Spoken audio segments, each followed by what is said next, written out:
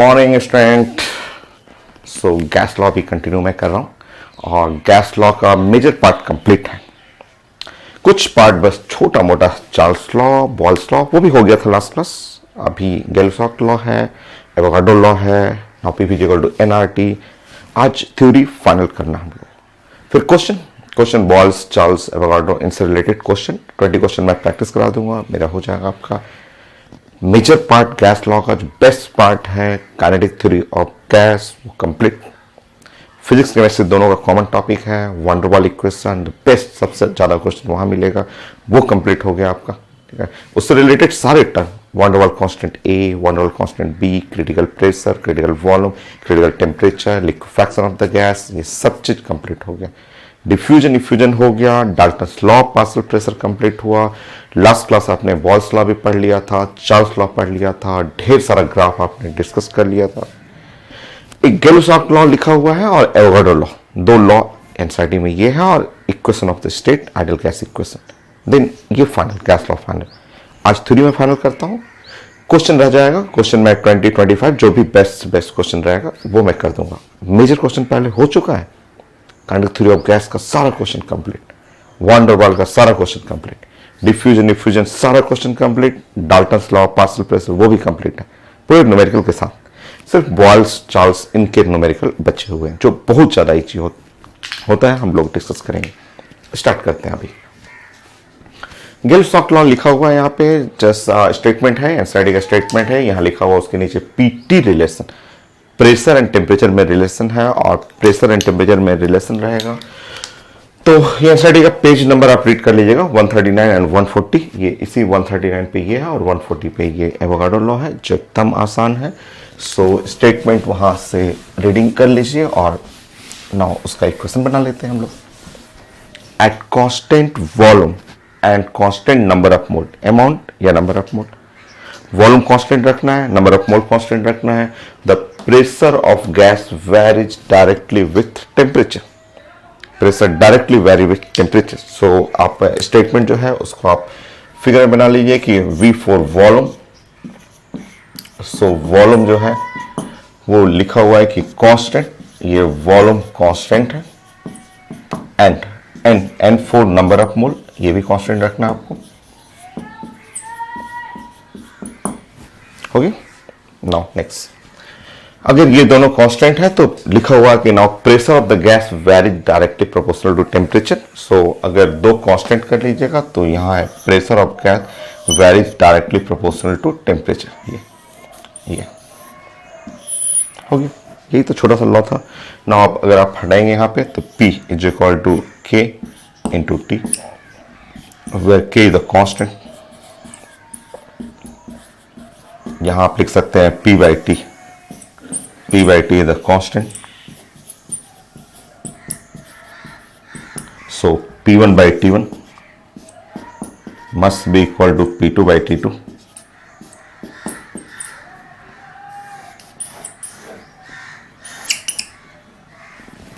हो गया, P1 by T1, P2 by T2, ये हो गया आपका। So ये छोटा सा इक्वेशन है, एकदम सिंपल सा आपका गैलोसॉक लॉ यही है छोटा सा। सो आपका वॉल्यूम और N कांस्टेंट रहेगा। ये इसमें कुछ रखना क्या है, आपको साइंस का जानते हैं कि आपके पास एक ही इक्वेशन होता है, ideal gas equation, PV equal to nRT होता है। और अगर कंडीशन फॉलो करेंगे, V को कांस्टेंट कर लेंगे, N को कांस्टेंट कर लेंगे। अगर V को कांस्टेंट करेंगे, N भी कांस्टेंट रहेगा। R तो यूनिवर्सल गैस कांस्टेंट है। अगर आप V को कांस्टेंट करेंगे, N भी कांस्टेंट करेंगे, तो ये तो श्योर आपका लेफ्ट साइड सिर्फ एक चीज बच गया, प्रेशर बच गया। सो प्रेशर बच गया और राइट साइड आपका बच गया सिर्फ टेम्परेचर। तो यही तो रिलेशन है, पीटी रिलेशन हुआ।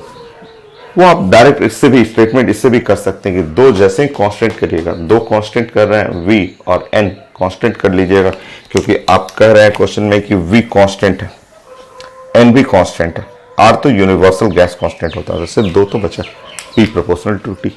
कोई याद नहीं करना है, बस ये चीजें आप कंडीशन ध्यान रखेंगे कि P V और N कांस्टेंट है, रिलेशन है, पीटी रिलेशन है, अपने आप स्टेटमेंट लिख लीजिएगा। At constant volume and constant number of mole, pressure of the gas is directly proportional to temperature. आप इक्वेशन बनाएंगे P1 T1, P2 T2 कर सकते हैं। इसको आप चार्ल्स लॉ के फॉर्म में भी प्रेजेंट कर सकते हैं, जैसा आपने चार्ल्स लॉ प्रेजेंट किया था उस तरह से भी लिख सकते हैं।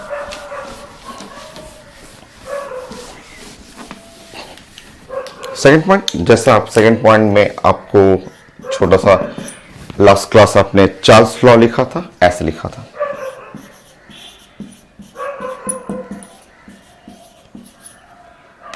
वो आपने बोला था कि volume is equal to V naught 1 plus T, temperature degree centigrade है 273.15, आपने ऐसे लिखा था। ये है चार्ल्स लॉ। जैसे आपका चार्ल्स लॉ है एग्जैक्टली सेम आप ये भी लॉ लिख सकते हैं, गैली-सॉक लॉ।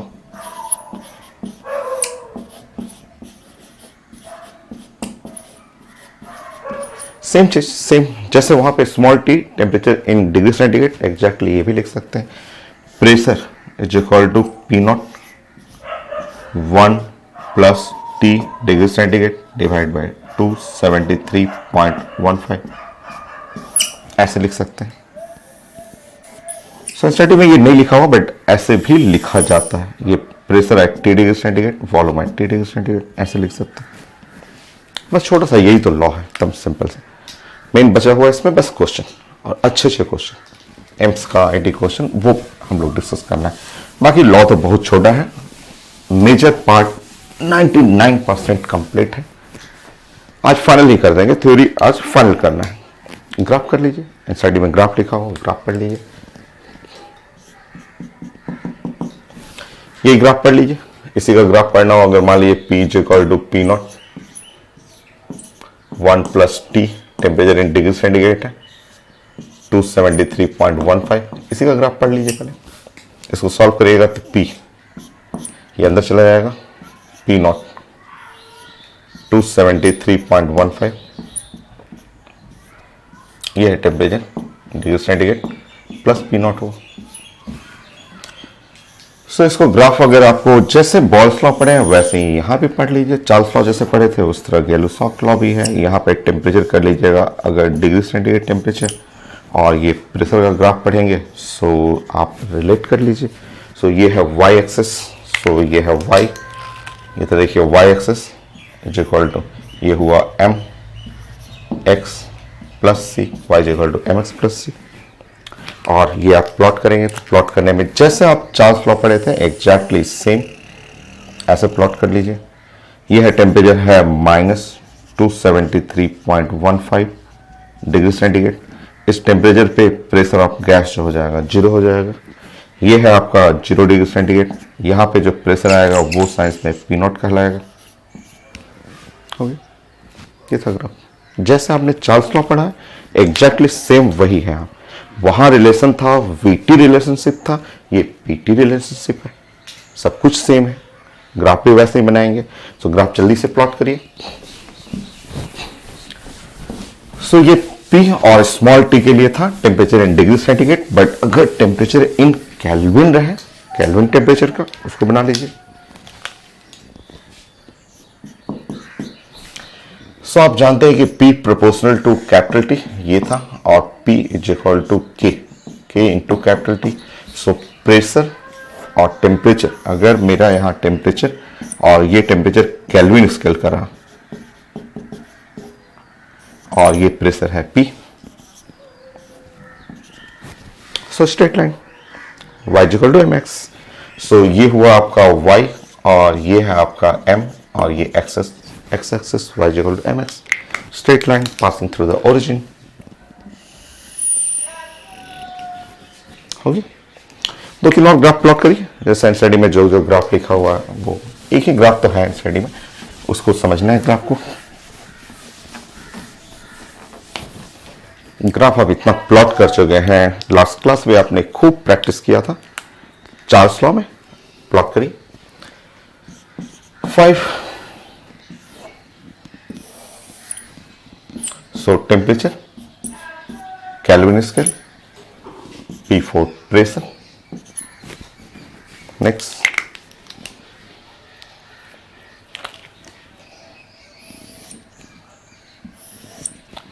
ये है 1 ग्राफ 1 ग्राफ 2, ग्राफ 1 ग्राफ 2, या मैं इसको ऐसे कर दूं आपके लिए वॉल्यूम, मान लीजिए V1 और V2, मैं वॉल्यूम V1 एंड V2 कर दे रहा हूं। आप बताइए V1 V2 में कौन बड़ा कौन छोटा, आप बताना है आपको। वॉल्यूम V1 V2 यही है एनसीईआरटी में, ऐसे ही लिखा हुआ, बोला जा रहा है कि आप पहचानिए और वो आप तुरंत कर लीजिएगा। चलिए देखिए आपका, आप जानते हैं आपका ग्राफ कैसा है। आपका ग्राफ हुआ, मैं उस साइड कर दूं, उस साइड में कर देता हूं, लिखता हूं। चलिए नेक्स्ट देखिए, आप ये सब चीजें बहुत, आप बॉल्स में 10 ग्राफ पढ़ चुके हैं, चार्ल्स में 10 ग्राफ आपने प्रैक्टिस किया है, वही चीज तो यहां पे भी है। सो आप P प्रोपोर्शनल टू T हो गया, P is equal to K into T हो गया, pressure is equal to K constant.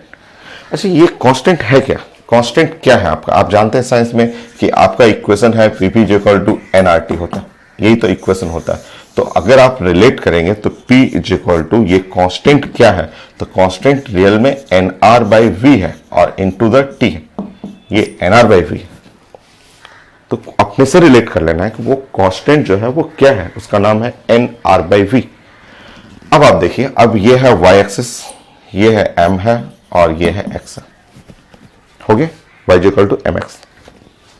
आइए स्लोप, आप जानते हैं कि स्लोप जो है वो हुआ NR बाई V।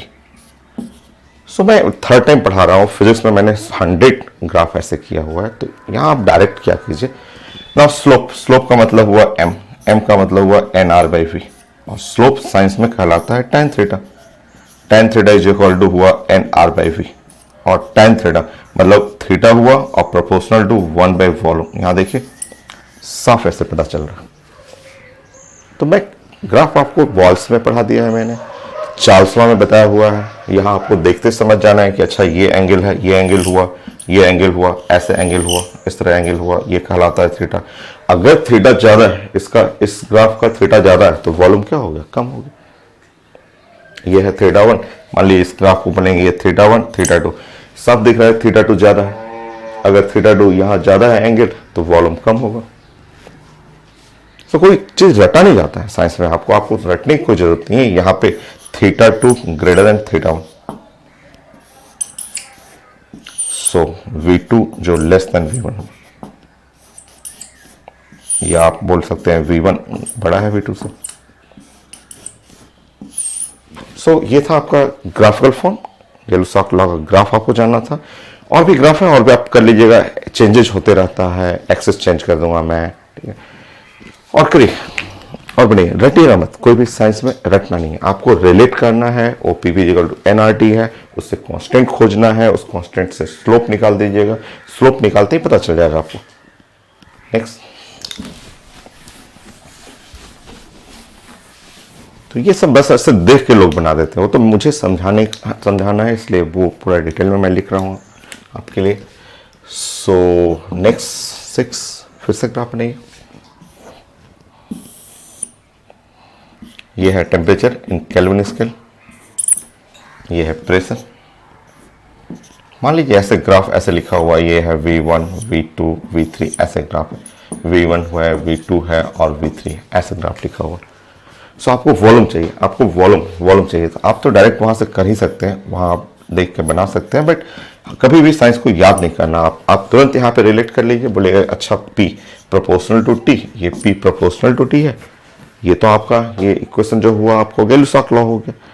सो आपका ऐसे तुरंत करना, अच्छा P is equal to K into T, और P is equal to K का मतलब हुआ NR by V into T, निकाल लीजिए बस। स्लोप जो है NR बाई V, क्योंकि ये है y एक्सिस और ये है स्लोप है और ये x एक्सिस है।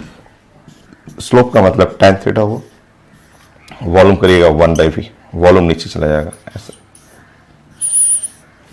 बाकी सॉल्व कर लीजिए। अगर आपका यहाँ पे एंगल ज्यादा है तो वॉल्यूम कम हो गया, तो करेक्ट आंसर हुआ V1 V2 V3।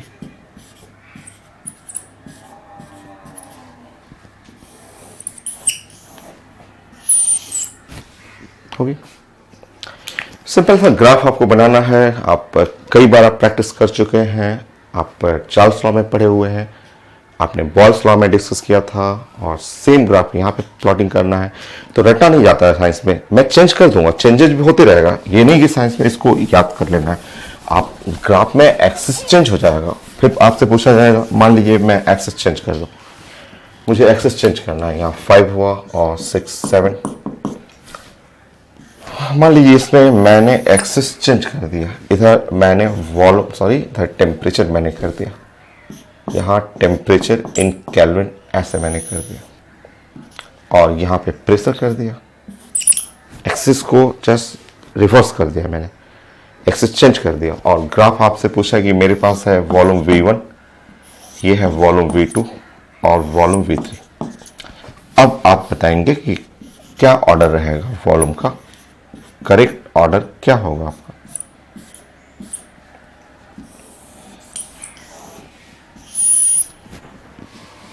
देखिए सिंपल सा, नाउ सिंपल इक्वेशन, आप direct PP equal to NRT से भी स्टार्ट कर सकते हैं, बल्कि बेटर होगा वहीं से स्टार्ट करिए। चलिए हम लोग डायरेक्ट स्टार्ट करेंगे पीपी इक्वल टू एनआरटी से। सो हम लोग के पास इक्वेशन है पीपी इक्वल टू एनआरटी, ठीक है। वो तो पता चल रहा है कि कौन बड़ा है, बट साइंस सीखना है ना आपको सीखने के लिए पढ़ रहे हैं। सो स्टार्ट करिए ना, उसको चेंज कर लीजिए। नाउ मैं इधर कर रहा हूँ NRT is equal to PP कर लिया मैंने, ठीक है। रुकिए, यहाँ टी रहने दीजिए, यहाँ वी डिवाइड बाई एनआर कर दीजिए और ये कर लीजिए पी। ऐसा इसलिए मैं सेट कर रहा हूँ ना कि मेरा ये है वाई एक्सिस, ये वाई एक्सिस हुआ, तो ये मैं ऐसा प्रेजेंट कर रहा हूँ Y axis is equal to slope है एम और ये है पी, एक्स एक्सिस हो गया, Y is equal to M X हो गया, तो स्ट्रेट लाइन हुआ, स्ट्रेट लाइन का slope straight line M, M ही तो कहलाता है स्लोप, वो वी बाई एन आर हुआ, एम ही एम साइंस को स्लोप बोलते हैं, स्लोप बोला जाता है, और v बाई एन आर हुआ। स्लोप का मतलब साइंस में होता है tan थीटा होता है, tan theta is equal to v divide by N R. यहाँ tan थीटा अब सामने दिख रहा है कि यहाँ पे थीटा है और यहाँ पे v वॉल्यूम है, सो एकदम डायरेक्टली प्रोपोर्शनल दिख रहा है ये थीटा और वॉल्यूम। अब आप देख लीजिए, जिसका एंगल ज्यादा हुआ उसका वॉल्यूम ज्यादा हो गया। आज आपका वॉल्यूम v3 है, v3 v2 v1 हो गया, एकदम आसान सा। सो ये है v3। सो कोई याद नहीं करना है आपको साइंस में जस्ट तुरंत समझ जाना है कि वो ग्राफ जैसे ही एक्सिस चेंज हो, नए नए ग्राफ रहेंगे, तो आपका गैस लॉ का सिंगल इक्वेशन है। इसी से बॉल्स, चार्ल्स, गैलिसाग, एवोगाड्रो लॉ सब तो यहीं से पढ़ रहे हैं आप। सो ये हो गया आपका एग्जाम में। कई बार हम देखते हैं ऐसे पूछ देता है पेपर में,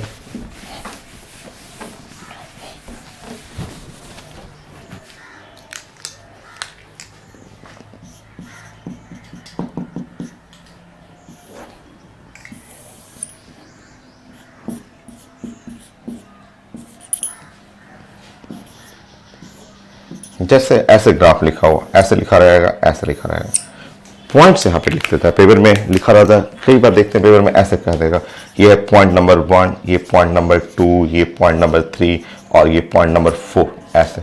और फिर आपसे पूछा जाएगा कि हमें अरेंज करना है वॉल्यूम ऑफ पॉइंट, हमें वॉल्यूम ऑफ पॉइंट्स अरेंज करना है, volume of point, point 1, point 2, 3, 4 का वॉल्यूम अरेंज करना है। बहुत ज़्यादा ईजी है। आप ग्राफ को एक्सिस देख लीजिए, आप एक्सिस देखेंगे, मेरे पास इक्वेशन है पीपी इक्वल टू एनआरटी। थोड़ा फास्ट करेंगे अब आप, तो कई बार आप पढ़ चुके हैं, सीख चुके हैं। ये है पी हुआ, सो यहाँ पे हुआ एन आर बाई वी, और ये टी हो गया, ये है Y axis is equal to M into X axis. Slope, यही स्लोप है, यहीं से डायरेक्ट आप एक दो लाइन जंप करें ना आप, tan theta is equal to N R by V. So यहाँ से आपको रिजल्ट मिल रहा है कि अगर एंगल ज्यादा है तो वॉल्यूम कम है, यहां से मिल रहा है थीटा इनवर्सली चल रहा है, या एंगल इसका कम है, इसमें एंगल कम है तो वॉल्यूम क्या हुआ, ज्यादा हुआ। बट इस पॉइंट पे 1 and 2 पॉइंट दोनों का वॉल्यूम क्या होगा, सेम होगा, एक ही लाइन पे ना है, पॉइंट 1 पॉइंट 2 स्ट्रेट लाइन है, एक ही लाइन पे, ठीक है। ऐसे करेंगे, इस तरह लिखना होगा कि ए और बी का लिखना होगा, तो आप ऐसे लिखना होगा, तो आप बोल सकते हैं कि हाँ, यहां से पता चल रहा है कि volume of A is greater than volume of B. ये तो पता चल रहा है आपको कि ए जो लाइन ए है उस लाइन का वॉल्यूम ज्यादा है, क्योंकि एंगल छोटा हुआ तो वॉल्यूम क्या हुआ, ज्यादा हो गया। बट मुझे 4 पॉइंट्स के बारे में बात करना है, 4 पॉइंट 1 and 2। बट इस इस लाइन पे, लाइन ए पे जो दोनों पॉइंट है उन दोनों का वॉल्यूम क्या होगा, सेम रहेगा। सो आपको लिखना है यहाँ पे volume of 1 equal to volume of 2 greater than volume of 3 equal to volume of 4। हो गया।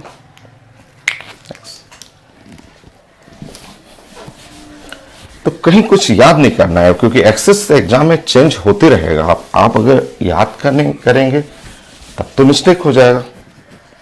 आपको एक्सेस चेंज होते रहेगा एग्जाम में। जैसे मैं इसी क्वेश्चन के लिए एक्सेस ऐसे चेंज कर दूं,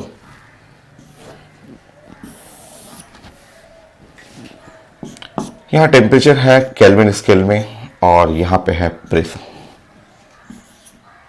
और मैंने एक्सेस चेंज कर दिया 0.1, 0.2, 0.3, 0.4। मान लीजिए ये एक्सेस ए है, इसका लाइन ए और बी ऐसे लाइन कर लीजिए। अब मुझे आप बताएंगे वॉल्यूम का ऑर्डर।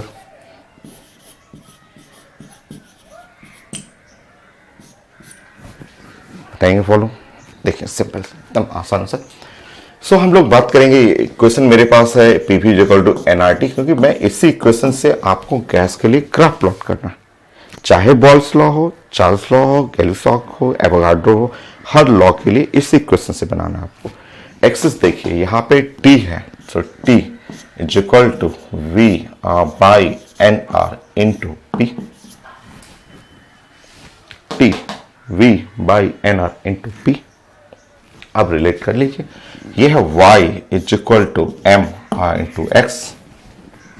एम हो गया स्लोप, स्लोप होता है tan थीटा।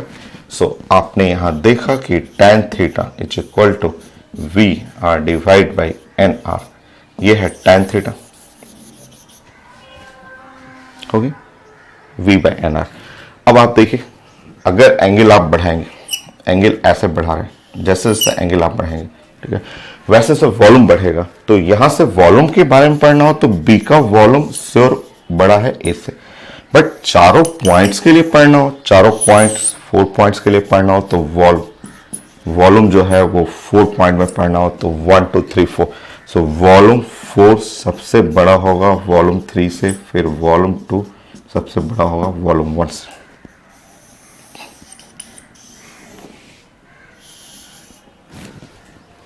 होगी 9। लास्ट पॉइंट, ग्राफ छोटा सा है, गैलिसॉक लॉ छोटा है, आपका कॉन्सेप्ट वही है, चार्ल्स बॉल्स लॉ। एक ग्राफ और मैं देख लेता हूं क्या है। सो एनसीईआरटी में भी एक ग्राफ था। सो 10 पॉइंट। सो क्या है एनसीईआरटी में एक ग्राफ, 4 वॉल्यूम है, V1, V2, V3, V4, T, P and T। सो ऐसे लिखा हुआ एनसीईआरटी में, pressure and capital T, temperature in kelvin scale, और ऐसे लिखा हुआ ग्राफ कि मेरे पास 4 ग्राफ है। सो ये है V1, V2, V3 और V4। तो आप बताएंगे यहाँ पे कि वॉल्यूम का करेक्ट ऑर्डर क्या होगा। आप बताइए कौन बड़ा होगा, कौन छोटा होगा, आप करेक्ट ऑर्डर बना लीजिए। तब आसान है। देखिए कुछ याद नहीं करना है, आपके पास सिर्फ एक इक्वेशन है, बस उसको फॉलो करना है। PV is equal to NRT. ये प्रेशर है वाई एक्सिस पे, so N R by V हो गया, और ये करिएगा एक्स, ये टेम्परेचर है। कोई रटना नहीं है, मैं हर ग्राफ के लिए फिर से बना रहा हूं आपको। Y axis is equal to M into X, Y axis M X, X axis. Slope, slope ये स्लोप है, स्लोप का मतलब होता है tan थीटा, इसका मतलब होता है N R by V. Theta का मतलब ये हुआ, ये है, देखिए ये है थीटा 1, ये फर्स्ट ग्राफ, ऊपर में V1 लिखा हुआ, थीटा 1, इसका थीटा 2, थीटा 3, थीटा 4। अगर एंगल ज्यादा है, अगर एंगल ज्यादा है तो वॉल्यूम क्या है, कम। tan थीटा का मतलब होता है theta is proportional to 1 by volume, inversely proportional to the volume. ऐसे अगर थीटा ज्यादा है तो वॉल्यूम क्या हुआ, कम हुआ, तो करेक्ट आंसर यहां पे था V4, V3, V2, V1। हो गया। यही था ग्राफ, यही स्टेटमेंट था गैलुसॉक लॉ का, कंप्लीट हुआ। नेक्स्ट पढ़ना है एवोगाड्रो लॉ, तब आसान छोटा सा Avogadro law, then ideal gas equation हम लोग पढ़ लेंगे।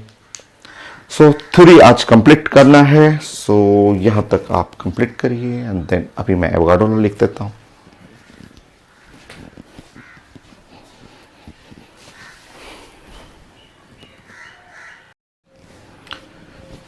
So next law Avogadro law.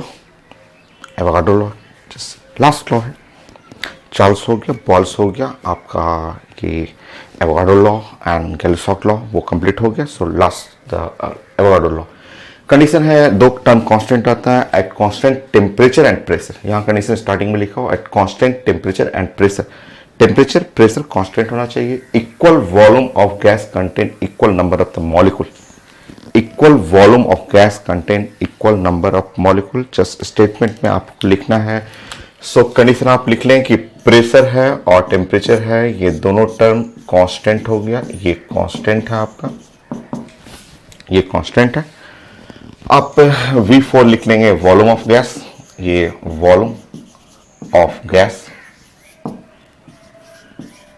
और कैपिटल N, अगर आप कैपिटल N लिखना हो कैपिटल N, और नंबर ऑफ मॉलिक्यूल, ये है number of molecules of gas.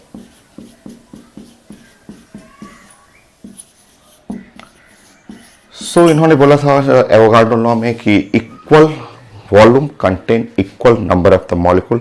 Volume is directly proportional to, ये क्या लिखा हो, equal volume contain equal molecule. Equal molecule मतलब आपको स्टेटमेंट लिखना है तो volume is directly proportional to the number of molecule, ऐसे आपको लिखना हो गया। ये एवोगाड्रो लॉ है।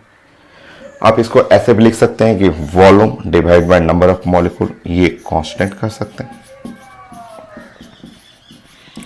टू डिफरेंट कंडीशन हो, two different condition initial and final condition लगाना हो तो आप यूज कर सकते हैं V1 bye N1, V2 bye N2, ऐसे यूज कर सकते हैं।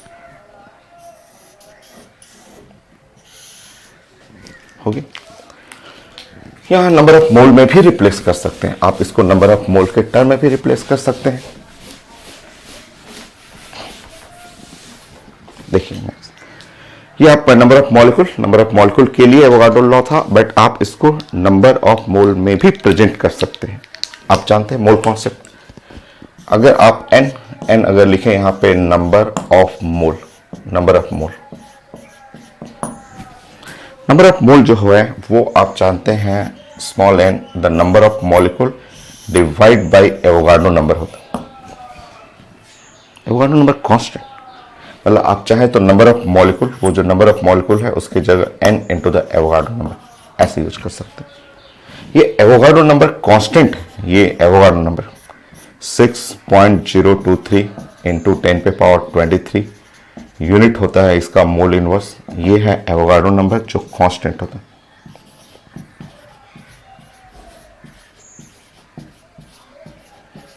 सो आप रिप्लेस कर सकते हैं, वो जो कैपिटल N है, कैपिटल N की जगह small n into the Avogadro number रख सकते हैं, रख लीजिए।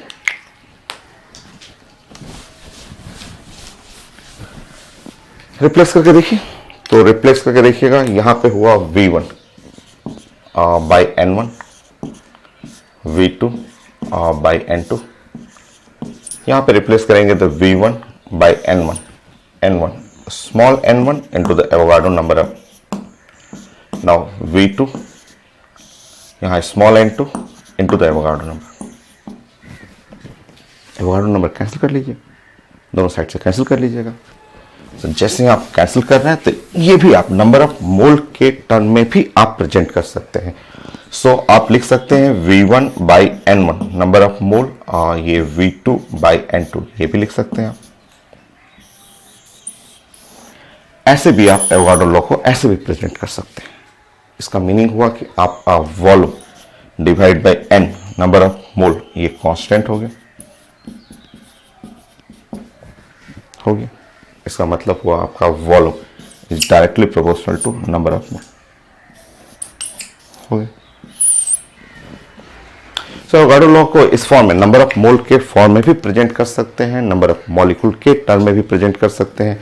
एनसीईआरटी में वही लिखा हुआ है, number of mole, but real law जो था नंबर ऑफ मॉलिक्यूल का था, बट उसी को रिप्लेस करते करते आप ऐसे कन्वर्ट कर सकते हैं। सो ये था आपको एवोगाड्रो लॉ कि आपका टेम्परेचर है और प्रेशर है, ये दोनों टर्म जो है आपका कांस्टेंट हुआ, और जब ये दोनों टर्म कांस्टेंट हुआ तो volume is directly proportional to number of molecule. और यही चीज आपने जब आगे चेंज किया, तो चेंज करते हुए आपने जो सॉल्व किया, सो ये नंबर ऑफ मोल में भी प्रेजेंट कर सकते हैं। हो गया, यही तो था, ये छोटा सा एवोगाड्रो लॉ। यहाँ n for number of the molecules, या उसके जगह नंबर ऑफ मोल भी रख सकते हैं। आप ग्राफिकल फॉर्म में आप बनाना चाहें तो आप प्लॉट कर लीजिए, ये है number of molecule, volume plot करेंगे, स्ट्रेट लाइन आ जाएगा, y equal to mx, straight line passing through the origin. होगी, यहाँ भी आप प्लॉट करना चाहेंगे नंबर ऑफ मोल में, प्लॉट कर लीजिए।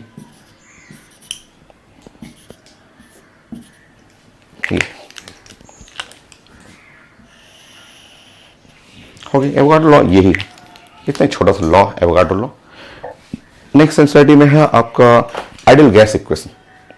Ideal gas equation,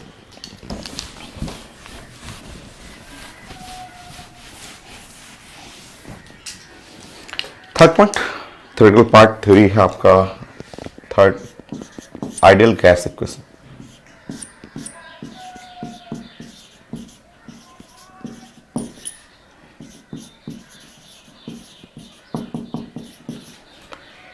ideal gas equation ये है एनसीईआरटी में है आपका, ये तो लास्ट से थ्योरी है आपका, एनसीईआरटी पेज नंबर 140, 41।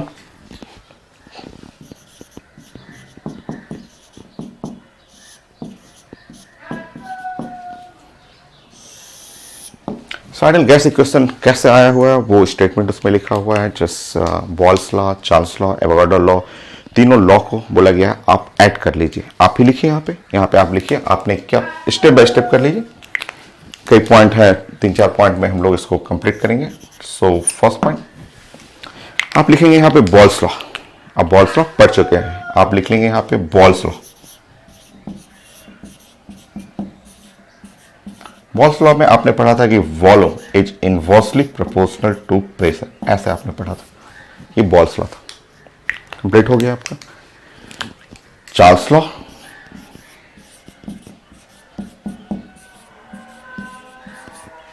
सो चार्ल्स लॉ आपने पढ़ा था, और चार्ल्स लॉ में आप जानते हैं कि आपने पढ़ा था कि volume is directly proportional to the temperature, Kelvin scale. ये हो गया आपका, ये आपने कंप्लीट कर लिया था। Now Avogadro law,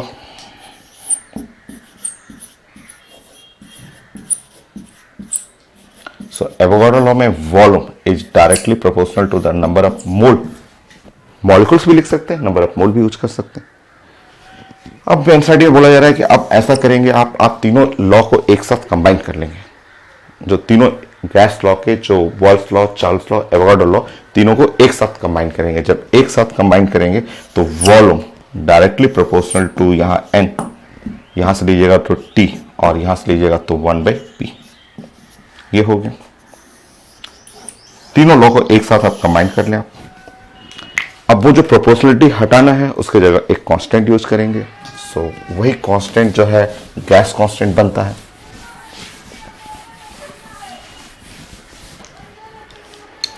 so finally आप उसको हटाएंगे, तो हटाने के लिए यहां पे आप R यूज करेंगे, और यहां NT 1/P, यहां R कांस्टेंट, या इसको रीअरेंज कर लेंगे। आप रीअरेंज करेंगे तो PV इज इक्वल टू ये हो जाता है nRT, जो आप फिजिक्स में, केमिस्ट्री में बहुत सारे क्वेश्चन आप इस इक्वेशन से सॉल्व करते हैं।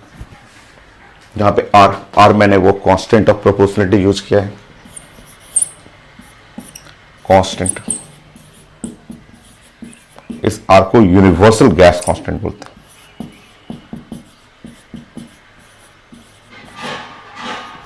गैस कांस्टेंट, तो यही है इक्वेशन, आइडियल गैस इक्वेशन। यही गैस का इक्वेशन बन गया जो आप जानते हैं। तीनों लॉ को कंबाइन करिए, so ideal gas equation. Equation होगी,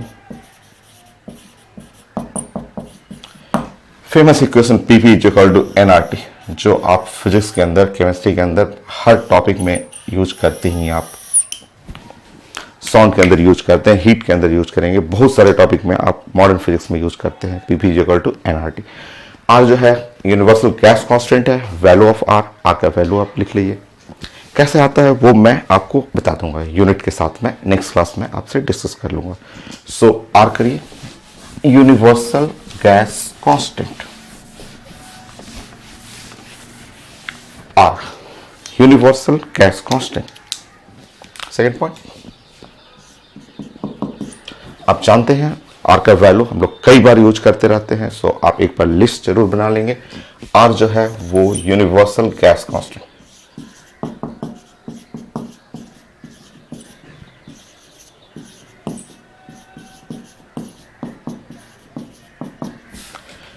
आर का वैल्यू जो होता है वो है 8.314। 8.314 वो यूनिट है जूल पर केल्विन पर मोल। क्वेश्चन अगर ऐसा ही यूनिट में रहेगा सो आपको यूज करना है 8.314 जूल पर केल्विन पर मोल, इस यूनिट में यूज करना हो गया ना। क्वेश्चन को थोड़ा सॉल्व करने में आपको जो कैलकुलेशन करते हैं उसमें थोड़ा सा इजी कैलकुलेशन हो जाता है अगर आप इसके जगह 25/3 यूज कर लें। ये है जूल पर केल्विन पर मोल, एक ही चीज है, एक ही चीज है, आप चेक कर लेंगे 25/3, इससे थोड़ा कैलकुलेशन थोड़ा इजी हो जाता है, एक ही चीज है। हम लोग क्वेश्चन बनाते समय ये यूज करते हैं, इससे थोड़ा इजी हो जाता है, कैलकुलेशन सॉल्व करना थोड़ा आसान हो जाएगा ना। आर का वैल्यू आप यूज कर सकते हैं 0.082 भी यूज कर सकते हैं, बट इसका यूनिट होगा एटमॉस्फेयर और लीटर पर केल्विन पर मोल, ऐसे यूज करेंगे तब। एटमॉस्फेयर, लीटर पर केल्विन पर मोल।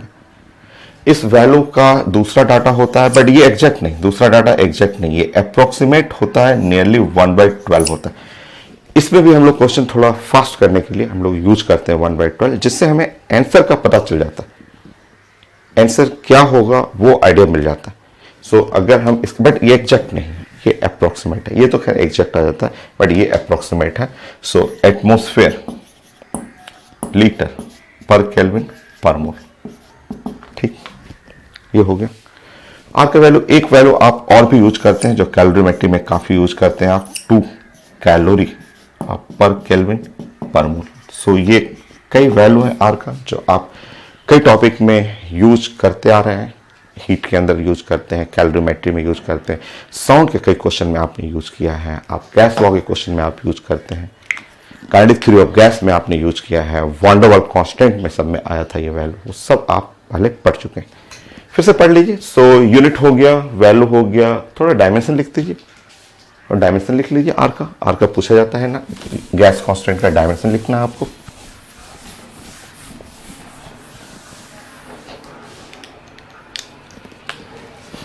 Third, so dimension of are,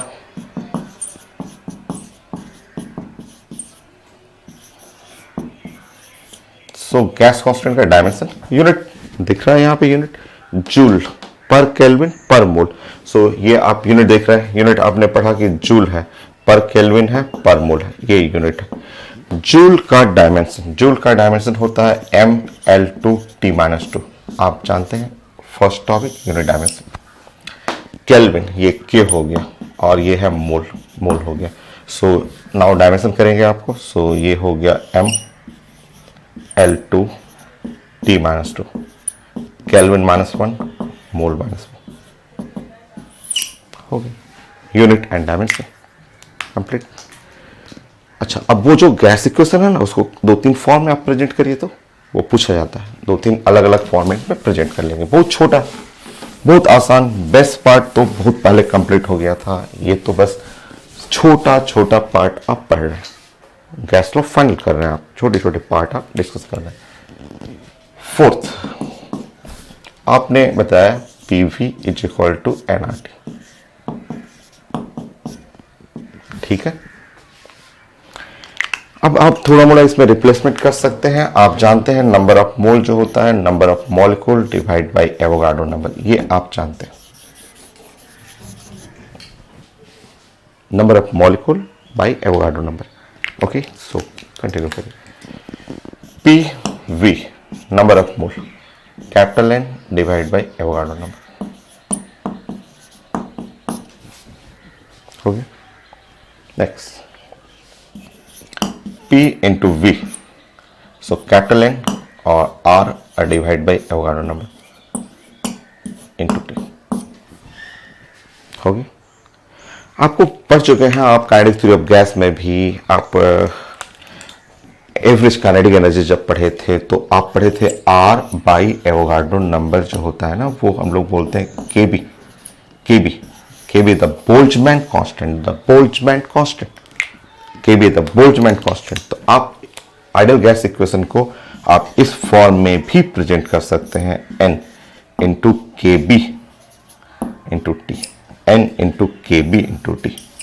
Boltzmann जो मैंने आपको डिस्कस किया था, बोल्ट्जमैन लेक्चर 1 में काइनेटिक थ्योरी ऑफ गैस में, बोल्ट्जमैन साइंटिस्ट थे जिन्होंने पूरा काइनेटिक थ्योरी ऑफ गैस का एजम्पशन, पूरा सारा kinetic energy, RMS speed, average speed, जो मोस्ट प्रोबेबल स्पीड, सारे ग्राफिकल फॉर्म उन्होंने बनाया था, बट वो सुसाइड कर लिए थे।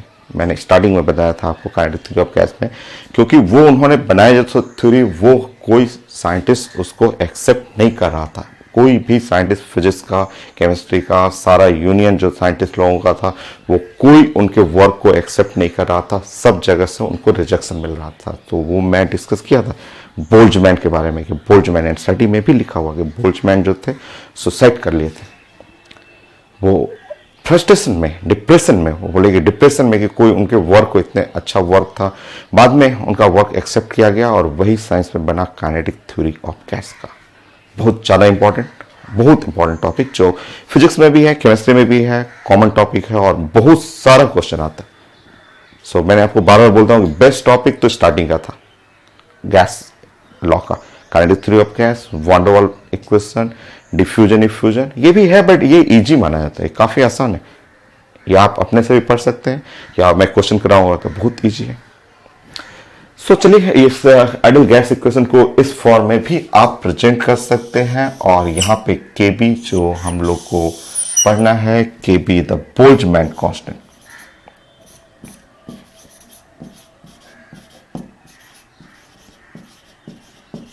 Boltzmann constant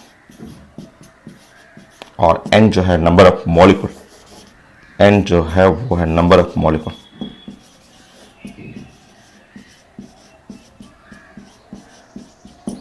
number of molecule N. Next,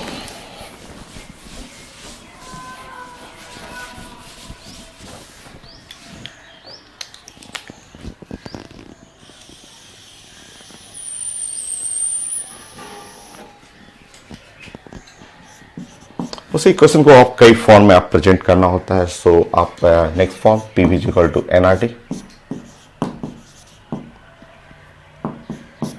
जो आइडियल गैस इक्वेशन है, आप इसको डेंसिटी के फॉर्म में भी प्रेजेंट कर सकते हैं। क्वेश्चन भी आता है, न्यूमेरिकल क्वेश्चन भी रहता है और आप थ्योरी में भी पूछा जाता है। चलिए, आप नंबर ऑफ मोल, आप जानते हैं कि नंबर ऑफ मोल की जगह आप रिप्लेस कर सकते हैं weight by molecular wait. Number of मोल जो है वो W जो है वेट हुआ,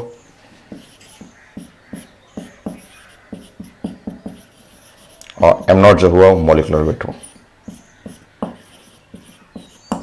so weight divide by molecular weight, ऐसे रिप्लेस कर सकते हैं। करिए रिप्लेस करके। So P into V number of mole, weight divide by molecular weight into R और T, ये होगी नाउ P, और m नॉट को इधर कर लीजिए। ये है weight divide by volume RT, और weight by volume density. So यहां से आप डेंसिटी के फॉर्म में प्रेजेंट कर सकते हैं।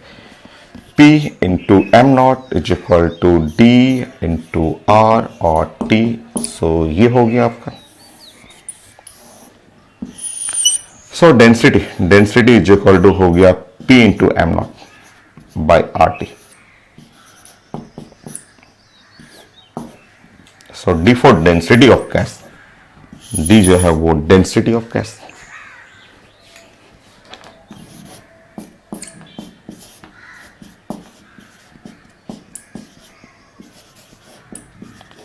सो वही इक्वेशन को आप कई फॉर्म में आप प्रेजेंट कर सकते हैं, कई फॉर्मेट में आपको पूछा जाता है प्रेजेंट करने के लिए। नेक्स्ट,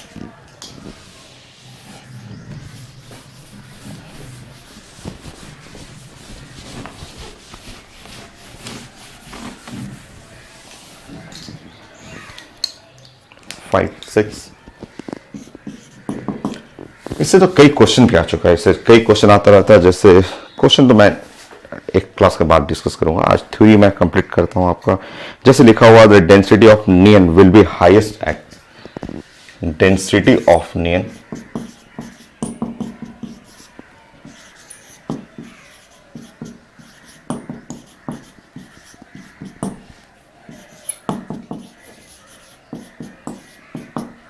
छोटा क्वेश्चन, बहुत छोटा है, बट एडवांस का है, आईटी एडवांस का ही क्वेश्चन है। कई मेडिकल क्वेश्चन आपको मिल जाएगा इस पर, बट बहुत छोटा, वो आप अपने से भी बना सकते हैं। सो ऑप्शन लिखा हुआ density of neon will be highest at, at जो है 0 degree centigrade, STP 0 and 2 atmosphere, STP लिखा हुआ है 0 डिग्री सेंटीग्रेड, 2 एटमोस्फेयर। और आगे देखता हूं मैं, नेक्स्ट ऑप्शन लिखा हुआ है 273 and 1 atmosphere. So 273 degree centigrade और 1 एटमोस्फेयर, 273 डिग्री सेंटीग्रेड और 2 एटमोस्फेयर। आईटी क्वेश्चन है, एडवांस का क्वेश्चन है, एडवांस का सिंपल क्वेश्चन, इतना छोटा छोटा क्वेश्चन है। देखिए, अच्छा आप एसटीपी के बारे में जानते हैं कि नहीं, आप बताइए तो, मैं तो नेक्स्ट क्लास बताऊंगा आपको। एसटीपी बोलते हैं 0 डिग्री सेंटीग्रेड एंड 1 एटमोस्फेयर को बोलते हैं। ये आपको ध्यान रखना है, स्टैंडर्ड टेम्परेचर एंड प्रेशर, या एनटीपी। एसटीपी या एनटीपी दोनों एक ही है, 0 degree centigrade and the 1 atmosphere. हो गया, सो मैं यहां लिख देता हूं आपके लिए 0 डिग्री सेंटीग्रेड एंड 1 एटमोस्फेयर। अब आप बताइए density of neon will be highest at, चलिए प्लान करते हैं। सो डेंसिटी, ये सामने डेंसिटी है, density is equal to P m nought और divide by R into T। हो गया डेंसिटी।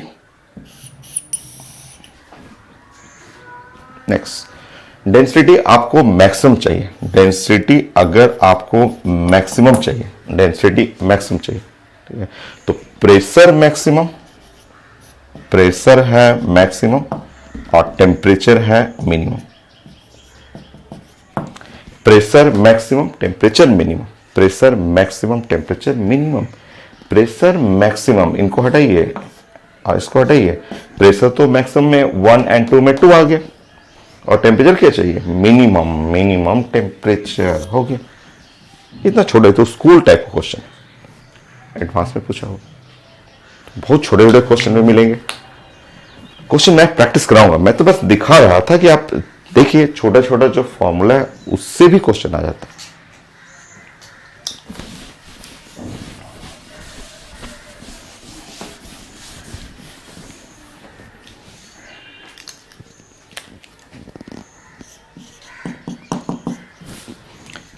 ये कंप्लीट ही है, कंप्लीट है, बस मैं एक तो और कर लेता हूं।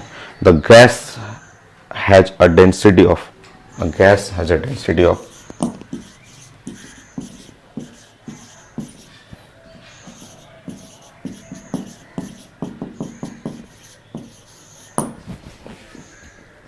2.68 ग्राम पर litre at STP,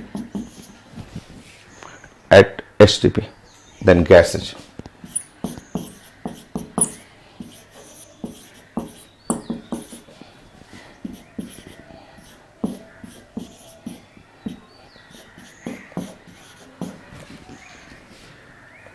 NO2, SO2, krypton, NO2,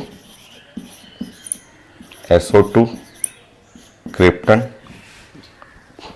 COS। चलिए,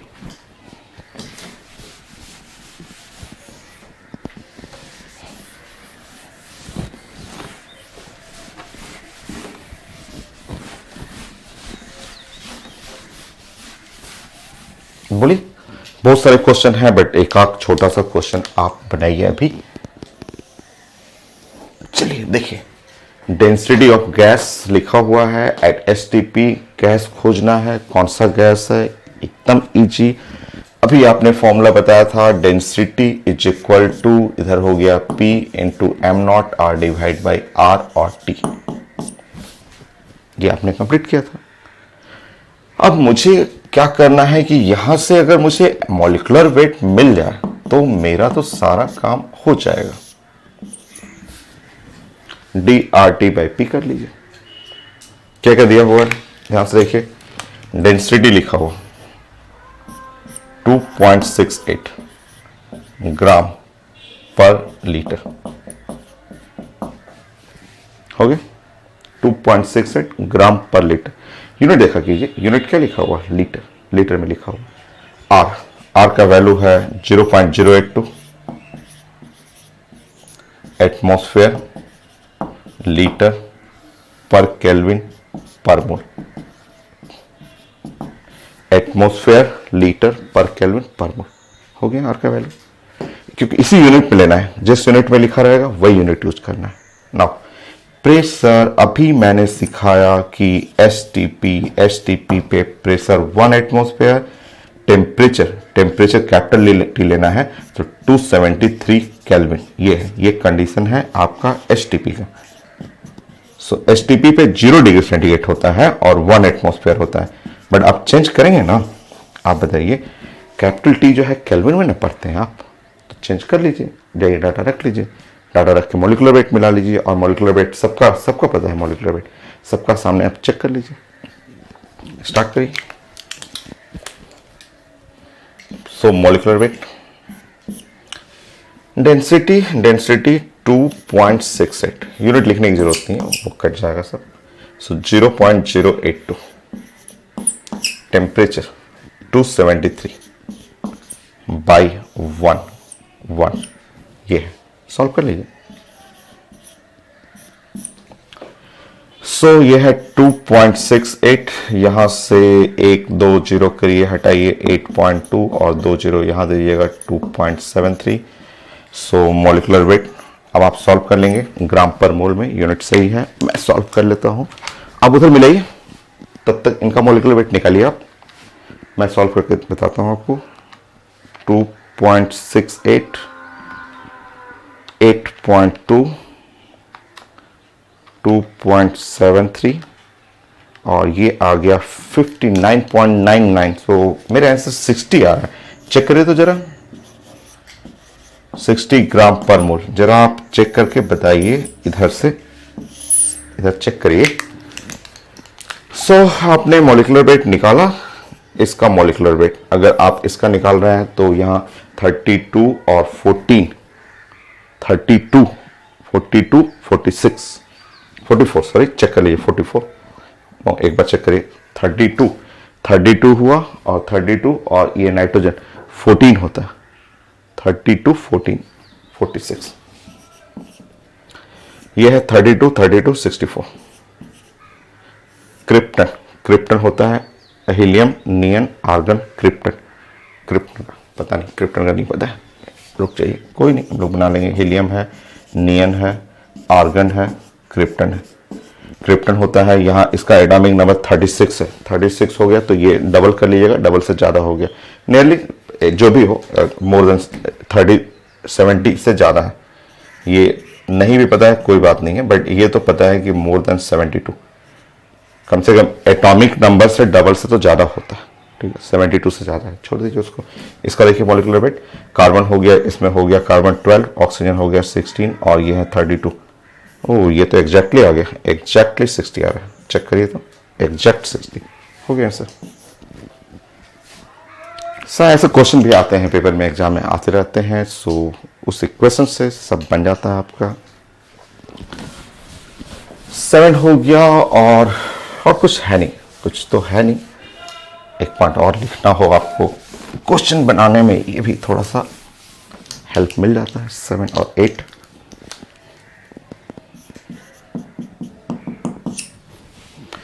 जैसे आप यूज कर रहे हैं PV equal to NRT, so आप लिख सकते हैं P V by T is equal to N into R. आप ये भी कर सकते हैं कि आर कांस्टेंट है, अगर फिक्स नंबर ऑफ मोल रहे, गैस का मोल भी फिक्स रहे, तो आप ऐसे भी लिख सकते हैं P V by T must be constant. और दो कंडीशन के लिए आप बना सकते हैं P1 V1 by T1 must be equal to, कई क्वेश्चन में हम लोग लगाएंगे इसको, P2 V2 बाई T2। वो क्वेश्चन लिखा रहेगा, क्वेश्चन देखिएगा, उससे आपको सॉल्व करना है। होगी गैस लॉ का थ्योरेटिकल पार्ट फाइनल, जो थ्योरी था 100% फाइनल, अब कुछ बचा नहीं है गैस लॉ में। सो 100% फाइनल हो गया थ्योरी। नेक्स्ट क्लास में थोड़ा यूनिट समझा दूंगा कि टी का, वी का, एन का, आर का, टी का अलग अलग यूनिट कैसे हम लोग जस्ट एक यूनिट से दूसरे यूनिट में कन्वर्ट करते हैं, वो मैं सिखा दूंगा नेक्स्ट क्लास। देन क्वेश्चन भी स्टार्ट कर दूंगा, और 2025 जो बेस्ट क्वेश्चन होगा आईटी का, मेन का, कुछ एम्स का, कुछ मेडिकल का, तो वो मैं कंप्लीट कर दूंगा। अब बाकी आप कंप्लीट करिए, बाकी आप एनसीईआरटी बुक है या एनी जो भी सोर्स है आपके पास वो कंप्लीट करिए। सो मेरा गैस लॉ फाइनल हो गया। नेक्स्ट क्लास क्वेश्चन प्रैक्टिस करेंगे हम लोग।